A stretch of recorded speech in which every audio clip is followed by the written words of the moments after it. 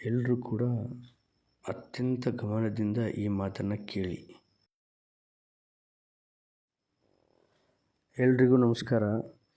ನೋಡಿ, ಈಕೆ ಹೆಸರು ಅಕ್ಸಾ ಪರ್ವೀನ್ ಪೀರ್ಜಾದೆ ಅಂತ.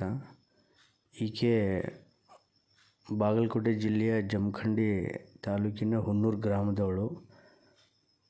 ಜಮಖಂಡಿ ತಾಲೂಕಿನಾದ್ಯಂತ ಬಹಳಷ್ಟು ಅಮಾಯಕರಿಗೆ ಅವರ ಹೆಸರಿನಲ್ಲಿ ಡೂಪ್ಲಿಕೇಟ್ ಆಧಾರ್ ಕಾರ್ಡ್ಗಳನ್ನು, ವೋಟರ್ ಐ ಡಿಗಳನ್ನು ಮಾಡಿ, ಪಾಸ್ಬುಕ್ ಸಹ ಡೂಪ್ಲಿಕೇಟ್ ಮಾಡಿ, ಅದೇ ಪಾಸ್ಬುಕ್ಕಲ್ಲಿ ಲೋನ್ ಮಾಡಿಕೊಂಡು ದುಡ್ಡು ಜಮಾ ಮಾಡಿಕೊಂಡು ಈಕೆ ಬೇರೆಯವರನ್ನು ವಂಚಿಸಿ ಪರಾರಿಯಾಗಿದ್ದಾಳೆ.